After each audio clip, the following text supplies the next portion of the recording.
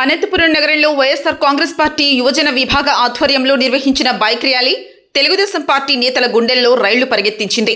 YCP జిల్లా యువజన విభాగం ప్రధాన కార్యదర్శిగా ఎస్ అమర్నాథ్ రెడ్డి నియమితులైన నేపథ్యంలో ఈ బైక్ ర్యాలీ నిర్వహించారు. స్థానిక వైఎస్ఆర్ కాంగ్రెస్ పార్టీ కార్యాలయం వద్ద నుంచి వందలాది మంది వైసీపీ శ్రేణులు బైకులపై వెళ్తూ ఈ ర్యాలీ నిర్వహించారు. జై జగన్, జై అనంత అంటూ నగర వీధులు దద్దరిల్లేలా చేశారు. వైఎస్ఆర్ విగ్రహం మీదుగా వైసీపీ జిల్లా అధ్యక్షుడు అనంత వెంకటరామిరెడ్డి ఇంటి వద్ద వరకు ఈ బైక్ ర్యాలీ సాగింది. అనంతరం జిల్లా అధ్యక్షుడు అనంతకి అమర్నాథ్ రెడ్డి భారీ గజమాల వేసి సత్కరించారు. అనంత నివాసం వద్ద వైసీపీ శ్రేణులు జై జగన్, జై అనంత అంటూ పెద్ద ఎత్తున నినాదాలు చేశారు. దీంతో అక్కడ ఒక సందడి వాతావరణం నెలకొంది. ఈ సందర్భంగా అమర్నాథ్ రెడ్డి మాట్లాడుతూ యువజన విభాగం జిల్లా అధ్యక్షుడిగా తనకు అవకాశం కల్పించిన పార్టీ అధినేత జగన్మోహన్ రెడ్డికి, జిల్లా అధ్యక్షుడు అనంత వెంకటరామిరెడ్డికి ఎప్పటికీ రుణపడి ఉంటానన్నారు. యువజన విభాగం ఆధ్వర్యంలో రాష్ట్రంలో విద్యార్థులు, యువకులు ఎదుర్కొంటున్న కష్టాలపై పెద్ద ఎత్తున పోరాటం చేస్తామన్నారు. ఎన్నికల ముందు ఇచ్చిన ఏ ఒక్క హామీ కూడా యువతకు అమలు చేయలేదని అమర్నాథ్ రెడ్డి ఆగ్రహం వ్యక్తం చేశారు. మోసపూరిత విధానాలతో వ్యవహరిస్తున్న ఈ ప్రభుత్వానికి బుద్ధి చెప్పి మరోసారి జగన్మోహన్ రెడ్డిని ముఖ్యమంత్రిని చేసుకుంటామన్నారు. ఈ పోరాటంలో ఎన్ని కేసులు ఎదురైనా చివరకు జైలుకు పంపినా వెనక్కు తగ్గేది లేదని ఆయన స్పష్టం చేశారు. వైసీపీ ప్రతిపక్షంలో ఉన్నప్పటికీ కూడా ఇంత పెద్ద ఎత్తున యువత తరలివచ్చి బైక్ ర్యాలీ నిర్వహించడంపై తెలుగుదేశం పార్టీ శ్రేణులు ఆశ్చర్యం వ్యక్తం చేశాయి.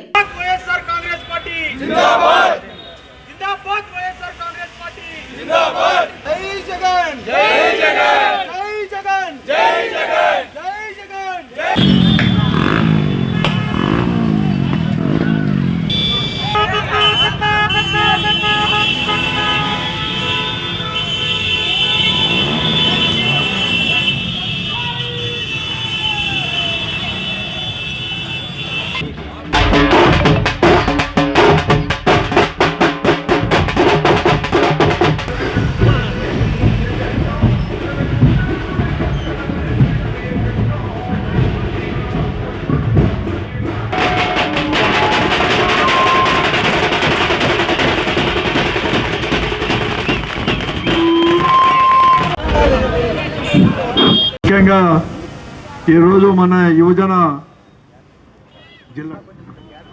జిల్లా యువజన ప్రధాన కార్యదర్శిగా అమర్నాథ్ రెడ్డి గారిని మన నాయకుడు జగన్మోహన్ రెడ్డి గారు కూడా నియమించడం జరిగింది. ఈ సందర్భంగా సంతోషాన్ని కూడా వ్యక్తపరుస్తూ ముఖ్యంగా యువకులందరూ కూడా ఇక్కడ వచ్చారు.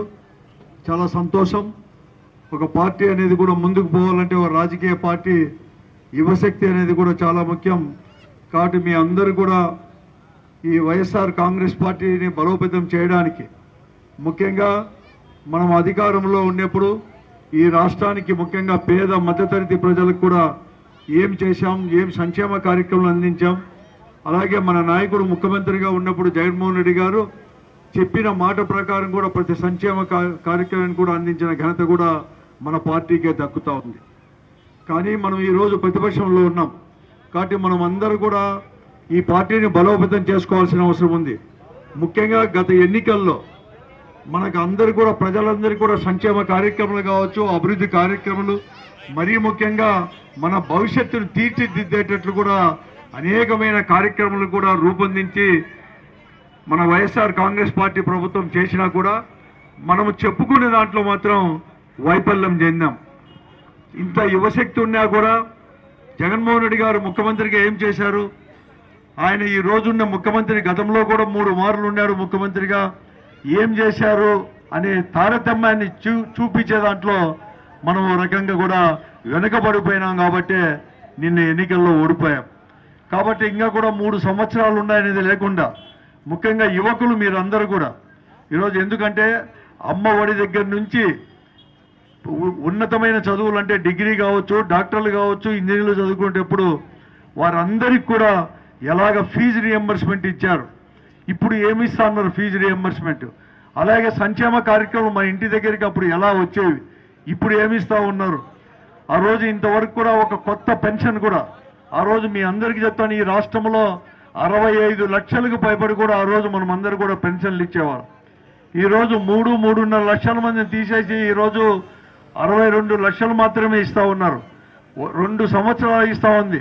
ఒక్క పెన్షన్ కూడా కొత్తదనేది కూడా, ఒక్క కొత్త పెన్షన్ కూడా ఇవ్వలేదని కూడా మీ అందరూ కూడా గమనించాలి. ఈ విషయాలన్నీ కూడా జనానికి చేరవేసే దాంట్లో రావాలి. దానికంటే ముందుగానే మీ అందరికీ మనవి చేసేది ఏమంటే, గతాన్ని గురించి కాదు కానీ త్వరలోనే ఒక 3-4 నెలల మాసంలోనే ఈ రాష్ట్రంలో స్థానిక సంస్థల ఎన్నికలు జరగబోతున్నాయి.